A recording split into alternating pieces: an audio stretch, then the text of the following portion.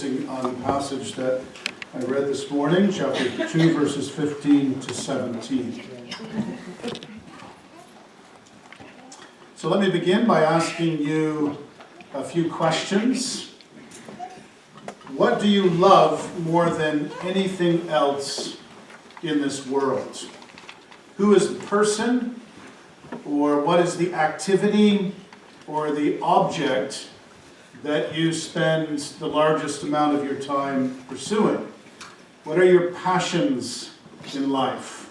What are your desires in life? What is most important to you? I think these are questions that we should all be asking ourselves.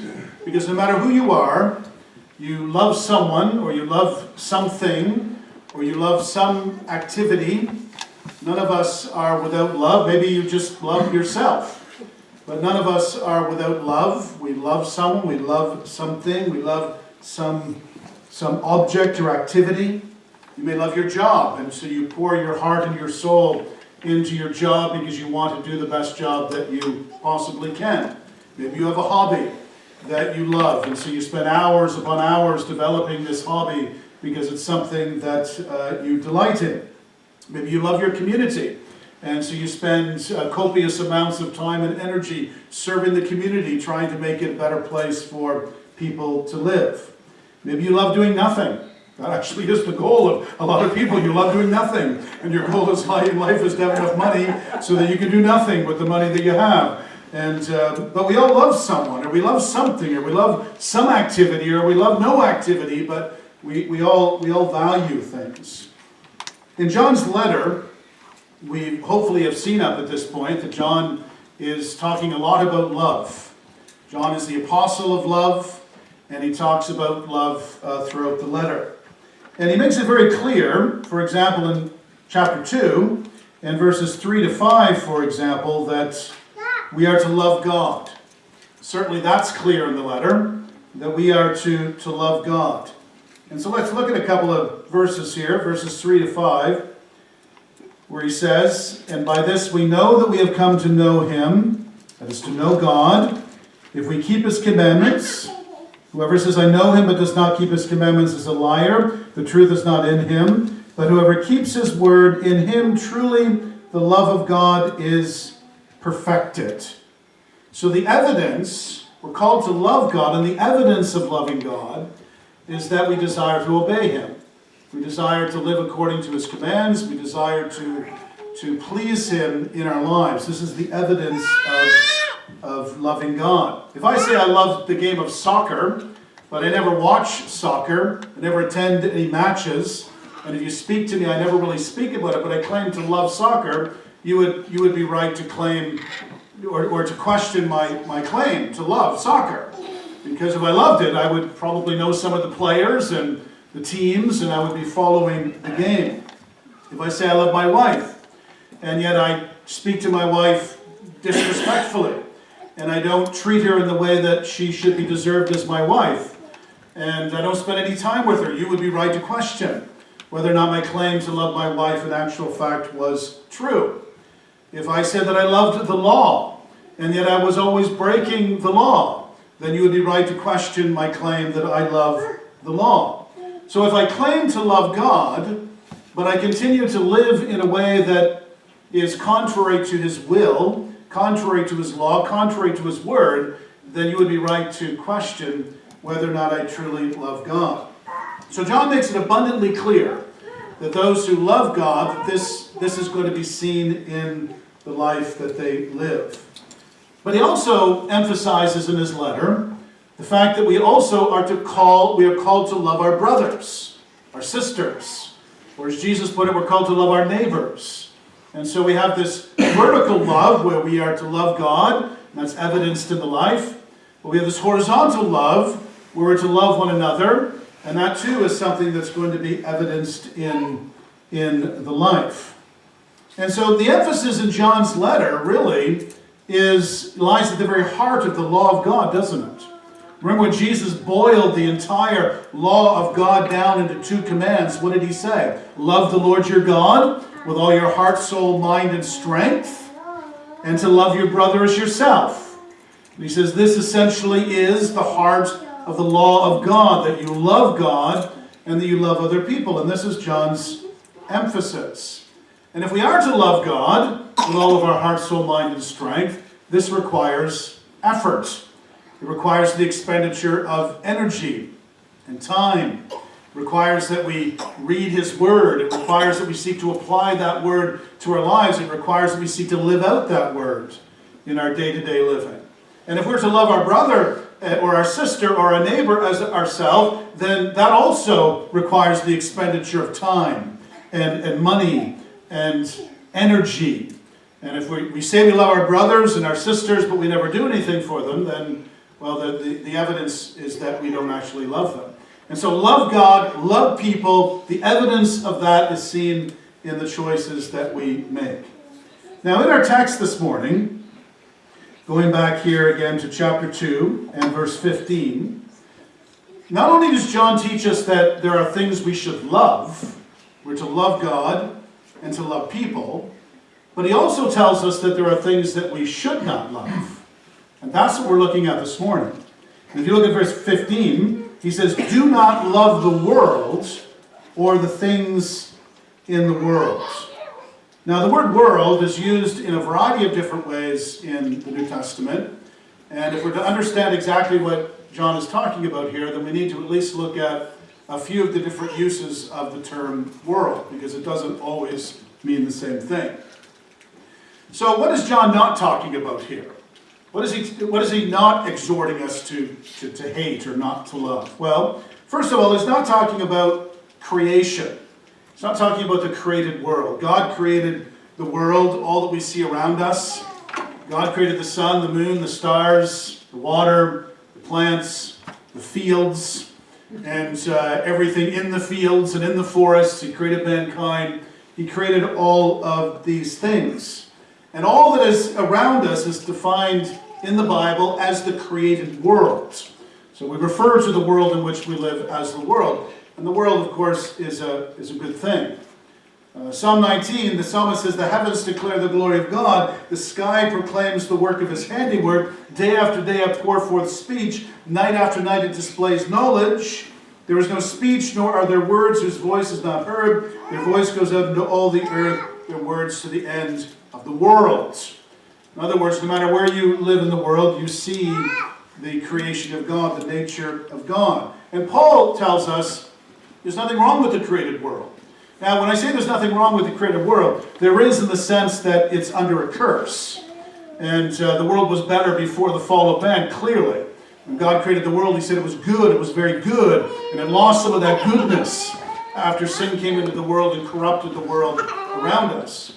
Nevertheless, the world is something that is good. And Paul tells us that some people actually have a wrong view of the world. And he speaks of this in 1 Timothy. And he says about these people that they forbid marriage. They require abstinence from foods that God created to be received with thanksgiving. For everything created by God is good, Paul said. And nothing is to be rejected if it is received with thanksgiving. So John's not talking about the created world because Paul tells us everything God made is good. And we are to enjoy the world that God has placed us in. And there's nothing wrong with enjoying the world that God has placed us in. So he's not talking about the created world.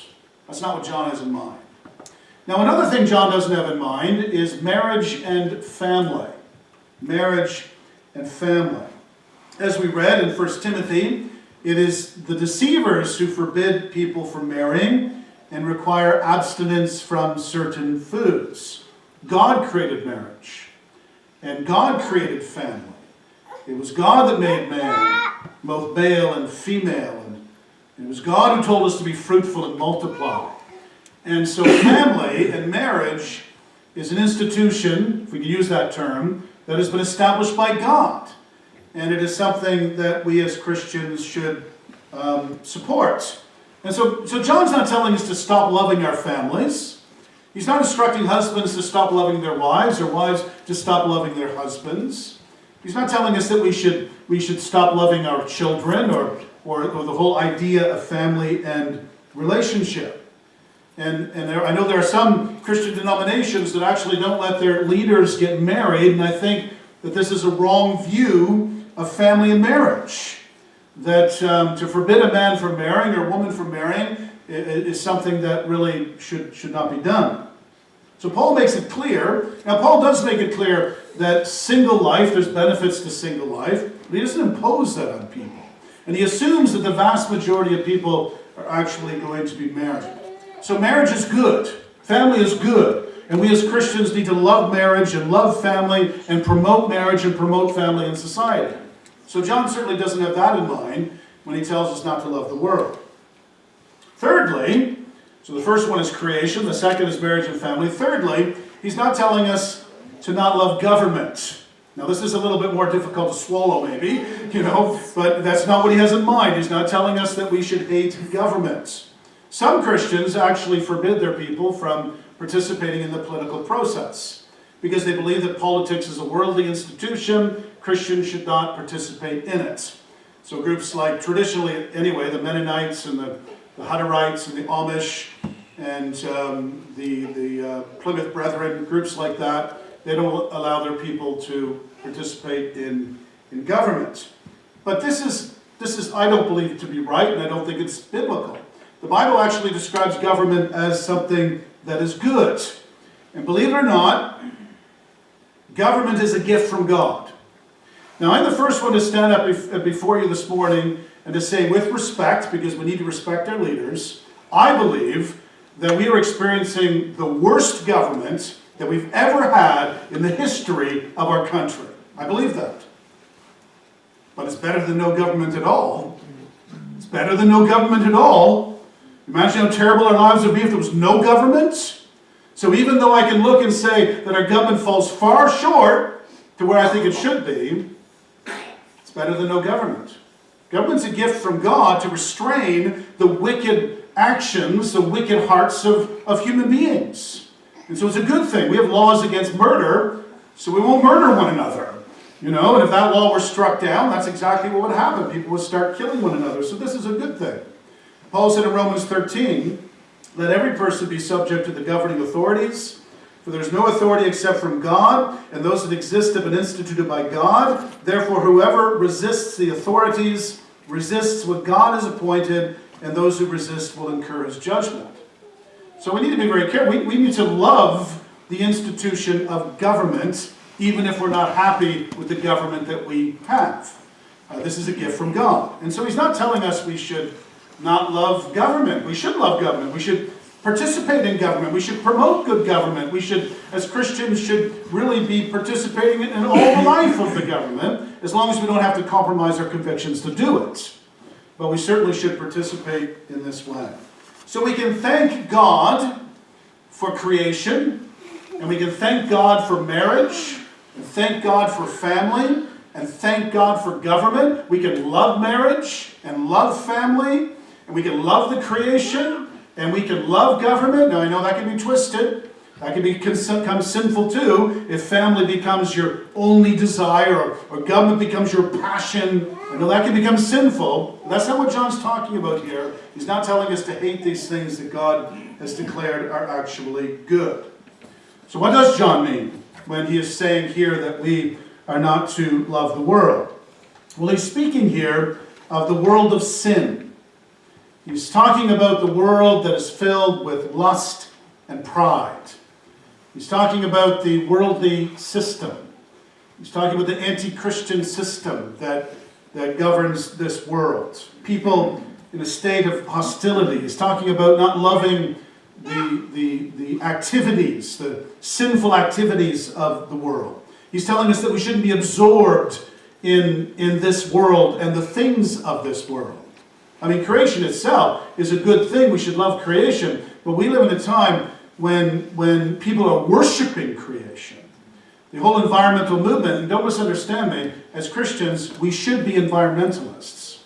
We're called to rule over the world and to govern the world and to manage the world. We should be environmentalists, but the environmentalists, many of them have gone a step beyond that, and they're actually worshiping creation. So certainly that's forbidden. even though loving the world itself is not. So we're talking about the world lying within the power of the evil one. John said in chapter 5 of his letter, verse 19, we know that we are from God, and the whole world lies under the power of the evil one. So it's the world that is governed by Satan, that is directed and influenced by Satan, and all the sinful activities that people participate in. He's saying, I don't want you to love these things. Don't love money. Don't love the material things of the world. Don't make that your focus and your passion. Now, John gives us a fuller description in this section of what he means by the world and not loving the world. And he divides it into 3 different categories. And we see, going back to our text, notice what he says in verse 16. For all that is in the world, so now he gives us this fuller definition. The desires of the flesh, and if you have an older translation, it will say the lust of the flesh, and the desires of the eyes, or the lust of the eyes, and the pride of life. 3 categories. The desires of the flesh, the desires of the eyes, and the pride of life. So let's look at these. And the first one we'll spend some time on, the last 2 a little bit quicker. But the desires of the flesh, what does he mean by this? Well, the word desire literally means to strive for, to long to have, or to do, or to be something. It is to lust after something. So you could translate this section using a number of different words. So for example, you could translate it the desires of the flesh, the lust of the flesh, or the longings of the flesh, the strivings of the flesh, the yearning of the flesh, the hunger of the flesh. All of these are legitimate translations for that word. They all capture the essence of the word. Now this word is used in both a positive and a negative way in the Scriptures. So positively, the word is used in Luke 22:15, where Jesus is about to eat the final Passover with his disciples before his crucifixion. And he said to his disciples, I have earnestly desired, there it is, I've earnestly desired to eat this Passover with you before I suffer. I've longed for this. I've hungered for this. I've looked forward to this with desire and passion in my heart. I want to eat this with you. I want to be with you and fellowship with you in this. That's what Jesus is saying. And then Paul, when he expresses his desire to be with the Thessalonian believers again, he says, but since we were torn away from you, brothers, for a short time, in person, not in heart, we endeavored the more eagerly and with great desire, there is, with great desire, to see you face to face. Paul's saying we miss you. And our hearts are filled with this deep longing, this deep hungering to fellowship with you again, to eat with you, to be in your home. And so that's very positive. That's a good thing. It's an expression of strong desire for something that is holy and right and good. We might say that a man has a lust for life. That doesn't necessarily mean that he desires to live a sinful life. That just might simply mean he loves life. And he wants to have a full life, and he enjoys everything that life has to offer. So he has a lust for life. And the word there is a good use of the term. It doesn't necessarily mean that he wants what is wrong. On a more spiritual level, one might say that a man lusts after God. Now, we don't like the sound of that, do we? Because we associate lust with sexual sin today. The word, in fact, the newer translations translate the word desire rather than lust for that very reason. There's a word that's losing its broadness, its scope. And yet the word lust just means strong desire. So a man might be lusting after God, meaning he desires God. He wants to know God. He wants to live for God. And he has this deep passion in his heart to do that. And so that's what the word refers to, this deep, deep longing. So that's a good use of the term. And we could apply that in so many different areas. But there's also the negative. And John is using it in the negative sense here in this text. And to give you one example, 1 Corinthians 10:6. Paul's talking about the ancient Israelites and their idol worship. And he says, now these things took place as examples for us, that we might not desire evil as they did. That we might not lust after evil. That we might not hunger after evil. That we might not strive for evil. Literally, it means lusters after evil. So that's a negative use of the term. So what were they lusting after? What were their desires? What did they want? Well, gluttony, drunkenness, sexual immorality, grumbling. In other words, they were seeking a pleasure-oriented lifestyle. And they would seek pleasure even if it meant abandoning God. We're going to live for ourselves. We want to be drunk. We want to party. We want to just gorge ourselves. We want to live for pleasure. We want all of the things that this world has, and we'll get it no matter what. Proverbs 6:23-25 also uses it in a negative sense when it says this: "For the commandment is a lamp, and the teaching a light, and the reproofs of discipline in the way of life, to preserve you from the evil woman, for the smooth tongue of the adulteress. Do not desire her beauty in your heart." Do not lust after her in your heart. Do not hunger after her in your heart. And so he's warning us there, of course, against the lust of the flesh, physical, sexual expression outside of the confines of marriage. So desire is not the problem. Lust is not the problem. It's what you're desiring. It's what you're lusting after. That's the problem. That's the issue. Something wrong with the term. We all desire things. We all long for things. The real issue is, what are you longing for? What are you lusting after? What is it that fills your heart? What's your focus in life? Because pleasure is not wrong. You know, we get asked the question, is pleasure wrong? Should I deny myself of all pleasure? Of course not. God made pleasure. God built it into the world. God gave us taste buds. And then he created this wondrous variety of food. And then he gave us all these different spices so that we could mix them together and bring out all the flavors and eat all these different types of food. If God didn't want us to enjoy food, then why in the world did he give us taste buds? Because he wants us to. You know, that's the way he's designed it. This is a good thing. God is the one who built the sexual desire into us. This is a good thing in the right context. If it's expressed between a man and a woman in the context of marriage, this is pleasing and honoring to God. So these are good things. You can think of every pleasure in this world and there's a right expression of that pleasure. The problem is when we desire to fulfill that in a way that is illegitimate, in a way that God has said, this is not how you should fulfill this desire. You know, food's a good thing, but the temptation is gluttony. Sex is a good thing. The temptation is to give into it in areas and with people that God has forbidden us from participating in that way. So pleasure is a good thing. The problem is, what do we desire? Now, James understood very clearly the power of lust, or the power of desire. The Apostle James. He wrote this in James chapter 1, verses 14 and 15. "But each person is tempted when he is lured and enticed by his own desire. Then desire, when it is conceived, gives birth to sin. And sin, when it is fully grown, gives birth to death." James is saying that by your own longing, by your own lust in your heart, your own desire, that this is what leads you into sin. In fact, desire is the beginning of every sin. Lust is the beginning of every sin. I want his wife. I want her husband. I want his job. I want his life. I want his house. I want his car.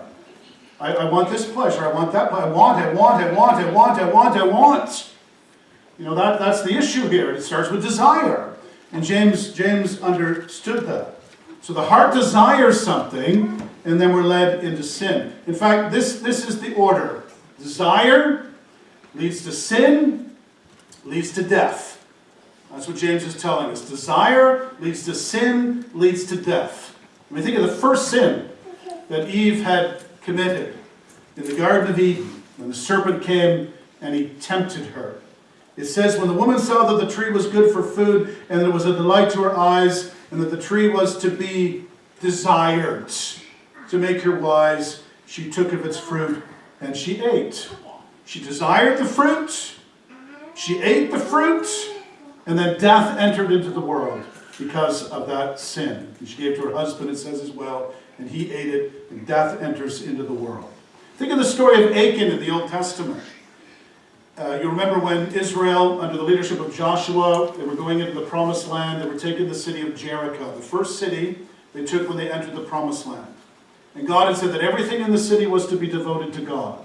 Sometimes God would say, all the cattle, all the goods, all the gold, all the silver, it's all yours. Use it for what you want. Take it for yourselves. But sometimes God would say, everything in this city is to be devoted to me. Don't touch it.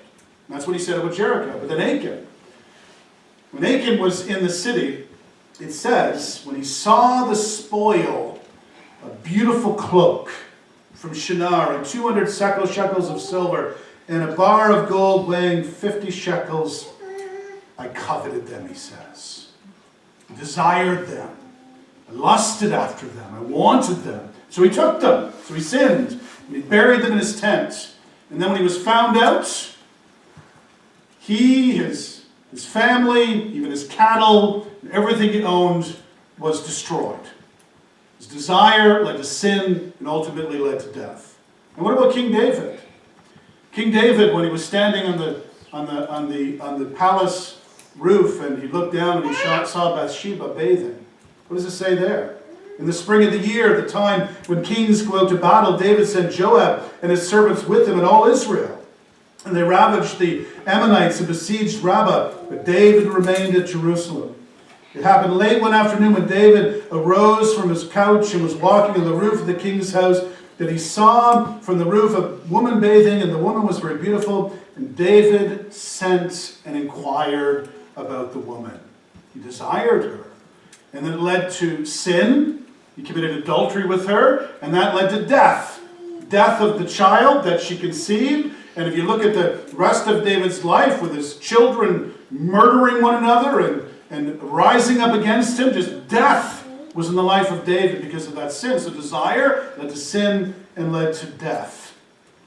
One writer rightly said, when bodily desire of any sort breaks through its limits, when it absorbs the mind and fills the heart and masters the man, then it has swollen into lust, which darkens the soul and disorders the whole frame of life. And so it does, doesn't it?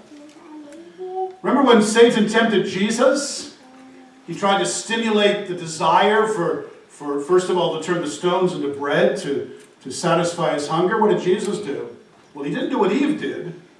He didn't dialogue with the devil, did he? He just said, no, we're not talking about this. It is written, it is written, it is written. He just spoke the word of God to him. Satan wanted to stimulate desire. Jesus would not let the desire be stimulated, so he didn't sin and didn't lead to death. And so Jesus approached this whole thing, obviously, in the right way. So this world is filled with people that are addicted to pleasure living. People who give in to their desires. When they desire something, they want it, and so they pursue it, not thinking about the consequences of that lifestyle. And John's saying, you Christians need to be different. You need to be different. You should not be seeking the things of this world in this way. And you need to be controlling your pleasures and enjoying them in the context in which I have told you that you can enjoy them. So that's the first thing. The desires of the flesh. Any desire that is forbidden by God. What's the second thing? Well, it's the desires of the eyes. This is the same word, desire or lust. Strive after, long to have, do something. So he's talking here about the eyes. And the eyes are the pipeline to the mind. Now I know that blind people who can't see also get their minds stimulated in different ways as their other senses are heightened. I get that. But generally speaking, the eyes are the pipeline to the outside world. You know, it's how we relate to the world. Everything comes in through our eyes. We're looking at one another this morning, and you know, all that information is going into our minds, into our hearts through our eyes. And the eye is one of the main delivery tools that Satan has for tempting us. So he delivers temptation to us often through the eyes. Now let's think about the temptations I've already mentioned to you. Let's emphasize something a little different in each one. Listen to Eve again.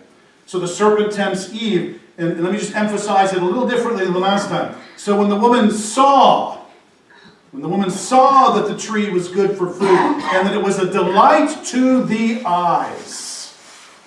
So Satan She looked up. This fruit is really beautiful. It's really desirable.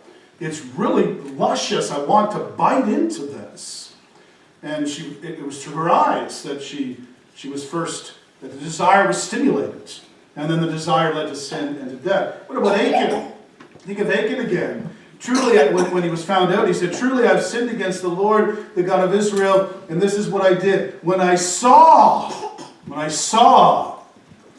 the clothing and the gold and the silver, when I saw it, I coveted it." So it's through the eyes that desire is often stimulated. What about David?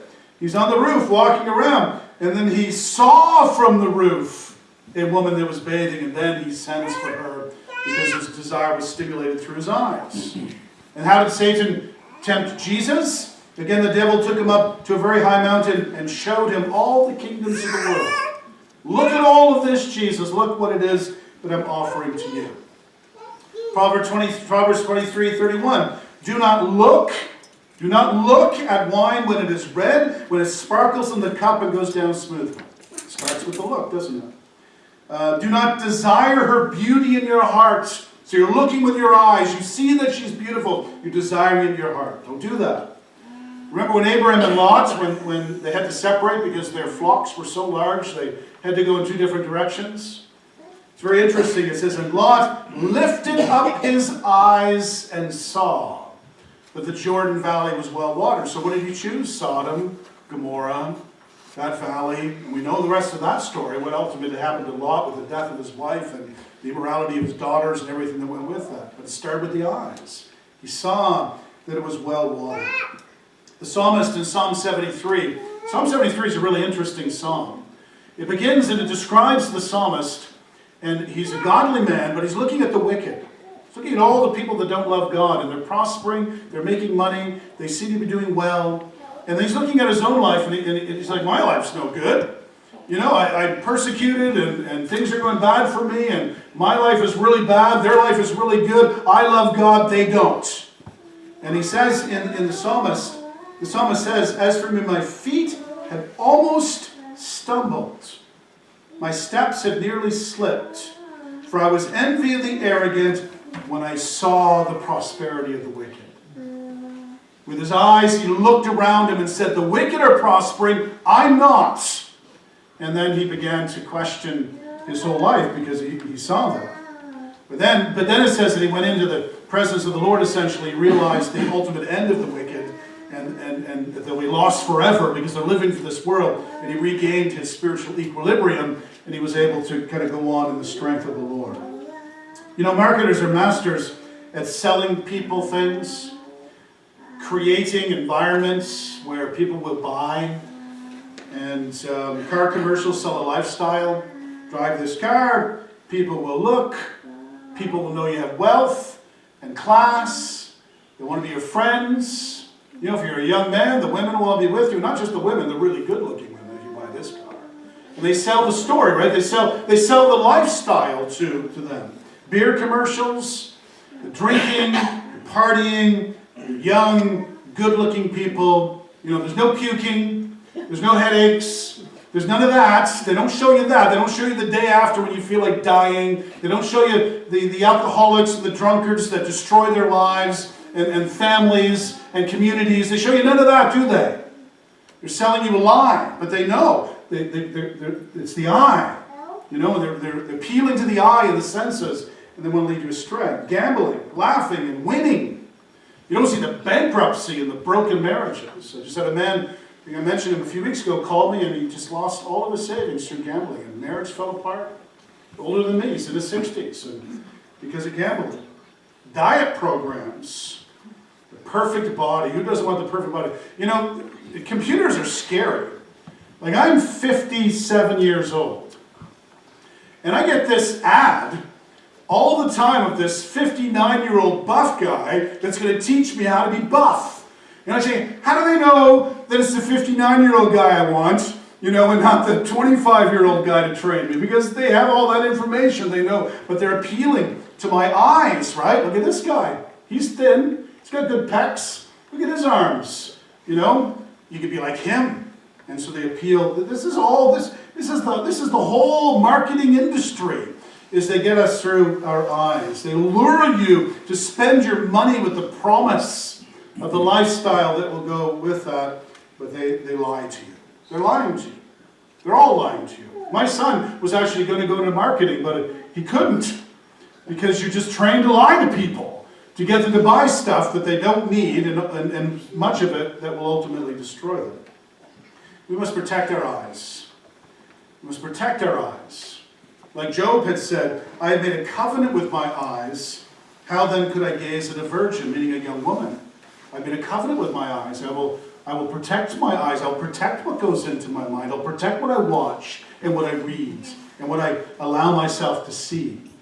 And that's very important, isn't it? So John's saying to us here in this text that we need to be very, very careful about the lust of the eyes, the desires of the eyes, because that is the means by which Satan will lead us into sin. And then thirdly, we have the pride of life, the idea of being proud and haughty and pretentious and arrogant. Boasting is actually a pretty serious sin. We don't often think about that, but it's a pretty serious sin. Romans chapter 1, verse 30, in this sin list, it says, slanderers, haters of God, insolent, haughty, boastful. And right after boastful, you have inventors of evil and disobedience to your parents.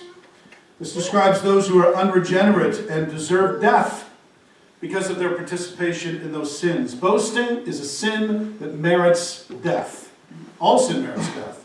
But boasting is a sin that merits death. It's a sin that we as Christians need to be continually putting to death in our lives. You don't grow out of boasting when you get older. You just start boasting about different things. You know, that's really the difference. You just value different things when you're older and you boast about those things. And so this sin comes in a variety of forms. It could be the pride of accomplishments. Now look at the degrees I have. Look at the money I've made. Look at the car I drive. Look at the house I have. Look at the community I live in. Look what I can do. Just boasting about your accomplishments. Wealth, sports, intellect, looks, family, social status, influence, rank, power. People boast in all of these things. And the pride of life actually is a great temptation for us. We need to be careful that we don't give ourselves over to the pride of life, to the boasting of the things that we have and we've done. What does the boasting person sound like? Well, he brags about his future. This is what I'm going to do. He brags about his money, and he looks down on those who have less and will even argue that they have less because they're not as good as me. They're not as responsible as me. They don't think like I do. They could have what I have if they were only like me. He brags about his education, his degrees, the schools that he went to. He brags about his possessions, either a display of wealth, he might display the wealth, or even in giving. I remember back in when I was a young pastor up in Ontario, there was I might have mentioned this to you, but anyway, there was a man who was an executive with Procter & Gamble. Came to Canada, well, I won't give too many details, but he was executive with Procter & Gamble. And the first day he came to our church, the offering plate had gone around. And then the offering was given. Service was over at a certain point after I preached and prayed and walked down the aisle. And as I walked down the aisle, he said, "Pastor," I said, stopped, and he handed me a check for $800. And he said, "And there's a lot more of this to come." And I gave it back to him. I said, "Brother, put it in the offering plate. I don't need to know how much money you're giving." He was boasting. You know, now there was another time, I must admit, this was kind of funny. We were sitting together, and I wasn't making much money in Richmond Hill. I'll say that as a pastor when you're young and whatnot. But we sat down, and he pulled out, he had a check with him. That was back when you still got checks when you were paid. And he pulled it out, he goes, "Here's my 1 month pay." This is before bonuses or anything. And it was a take home of $17,000. And we sat there and we laughed. We both laughed uncontrollably for 5 minutes together. I thought it was ridiculous. He knew it was ridiculous and he was making that kind of money. I mean, there was some crying on my part too, I must admit. But we just laughed at a ridiculous, but he boasted about his money. And he wanted everybody to know that he was a rich man. And this is what's being condemned here. The desires of the flesh, the desires of life, or the desires of the eyes, and the boasting or pride of life. So what's the conclusion of the matter? What should we kind of take away from this? We'll take a look back at our text again. And I want you to notice what it says in verse 16. For all that is in the world, the desires of the flesh and the desires of the eyes and the pride of life is not from the Father, but is from the world. So none of this comes from God. This is all part of the world. The love of the world and the love of our Father in heaven are incompatible. You can't love the Father and love the world at the same time. You can't mix fresh water and salt water. You can't mix oil and water. It doesn't work. You can't mix love for God and love for the things of this world. And notice what he says as well in verse 17, that the world is passing away along with its desires. What does it profit a man to gain the whole world and to lose his soul, Jesus asks? What does it profit him? All these billionaires out there with hundreds of billions of dollars, inconceivable amounts of money. What does it profit them when they die if they don't know Jesus? Profits them nothing. Nothing. In fact, it probably increases their judgment, if anything else, but it profits them nothing. Henry VIII is probably, I won't say the greatest king of England, but probably the best known king of England. I think most of us have heard of Henry VIII. And Henry VIII was one of the few monarchs in England, in the history of England, that had absolute power. It was really only a small period of time in England where you could say the monarchs had absolute power. And Henry certainly had absolute power in England. He was head of both church and state. So he had more power than any kings that had gone before, and really he had more power than any of the kings shortly that came after. But Henry VIII he's described as a gregarious, good-looking, strong, healthy man who was well-educated both in politics and religion.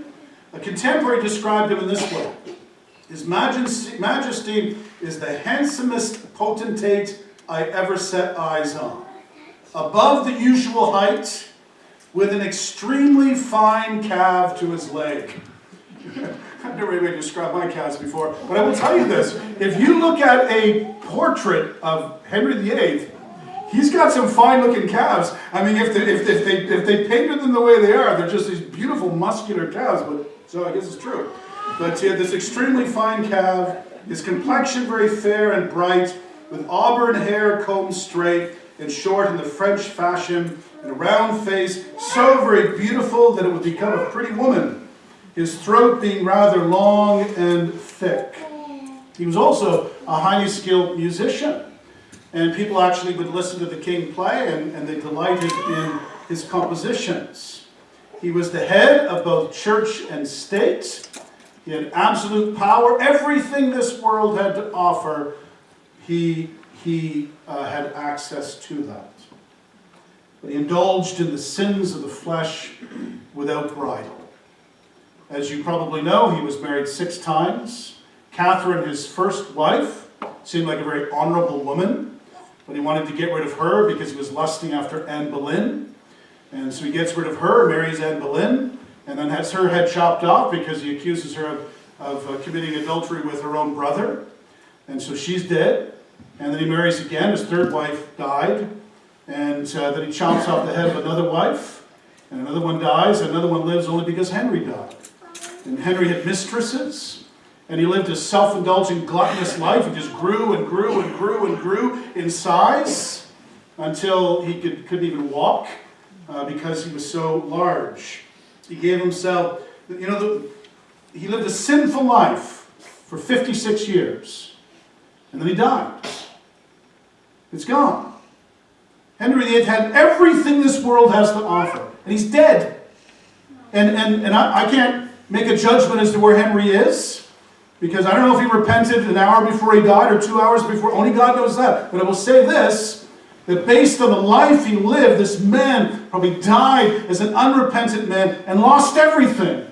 He loved the world. He was into the lust of the flesh and the lust of the eyes and the pride of life. And what did that get him? What did that get him? Just a deep suffering, eternal suffering in the lake of fire. Not only does the world, its desires pass away for us individually, but it passes away literally. I mean, the Bible tells us that the world will be burned up one day. That when Jesus comes again, the heavens and the universe will be folded up. It'll be burned up. It'll be remade, recreated. So here people are giving themselves over to things that will cease to exist in the future. That's foolish, isn't it? It's the height of foolishness to give yourself over to things that do not abide, do not continue. What does it profit a man to gain the whole world and to lose his soul? What does it profit him? It profits him absolutely nothing. But it says here in our text, finally, whoever does the will of God abides forever. Whoever does the will of God abides, lives forever. True pleasure is found in God and in God alone. True pleasure is found in knowing God. God gives a joy and a peace and a happiness and a contentment that far exceeds the small sinful pleasures that we indulge in this world. There's nothing in this world that will satisfy the soul. There's only God that can do that. And ultimately, when we stand before God as His people, we will enter into the enjoyment of all the marvelous delights that God has prepared for us. You know, I was reading something that really impacted my soul a couple of weeks ago. And I just want to close with this story.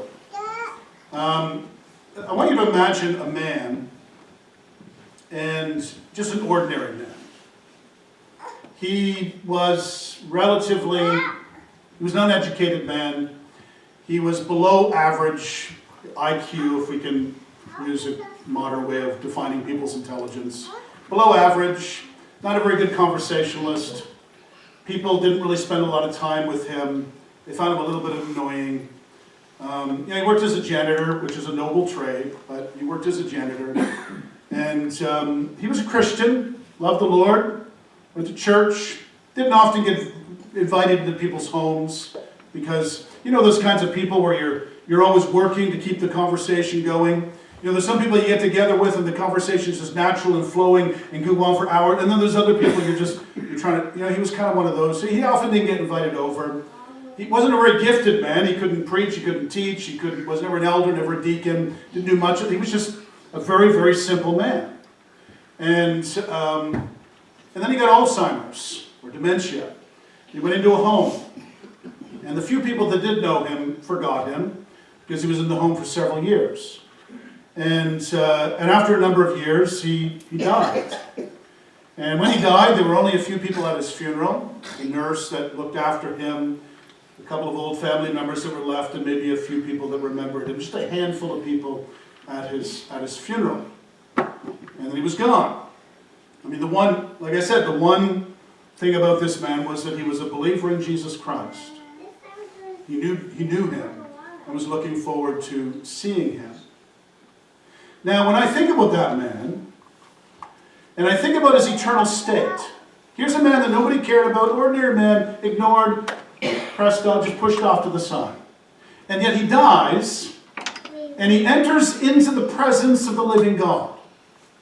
And he sees Jesus Christ face to face. And his sin is eradicated, just removed from his life altogether. And he enters into the presence, and even if you can think beyond the final resurrection, and he receives his glorious body, like the body of Jesus Christ. And his face shines like the sun. If that man were to appear in this place this morning, we would be so overwhelmed with his magnificence that we would fall down before him like dead men. We would almost want to worship him because in his glorified state, he is something that is so marvelous and so extraordinary and so beyond what we can imagine that we would be overwhelmed with his presence. That's a remarkable thing, isn't it? There's no ordinary Christians. There's no ordinary people. If you're in Christ, that's your destiny. To be with God, to be in God, to be like Jesus, to rule and to reign, and even to judge angels. It's a glorious thing. Why are you wasting your time with the things of this world? Why are you wasting your time with fulfilling the desires of the flesh and the desires of the eyes and boasting about the things of this world? Why do we, you know what it reminds me of? It reminds me of the story of C.S. Lewis. And some of you will know this story, that C.S. Lewis, he pictures these boys that are sitting in the alleyway, and it's kind of a impoverished area. They don't have much in the way of toys, and they're making mud pies and mud cakes and mud castles and things in the alleyway, in the mud. And then one day somebody comes to the children and says to them, listen, we want to take you to the seashore so you can make sand castles and enjoy the ocean air. And they're like, no, we don't want to go. We don't, because we're afraid that if they leave their mud pies, they love their mud pies and don't want to leave their mud pies. And somebody say, I have so much more for you. I have the ocean, I have the sand, so much more for you. Oh, we don't want to leave this. This utter foolishness. And God's saying, don't live according to the lusts of this world. Live for me. Serve Jesus. Love God. Live for Him. What does it profit a man to gain the whole world and lose his own soul? Profits him nothing. Let's pray. Father, we thank you that you love us and care for us. Forgive us, Father, for being so wrapped up with the things of this world, for loving them more than we should.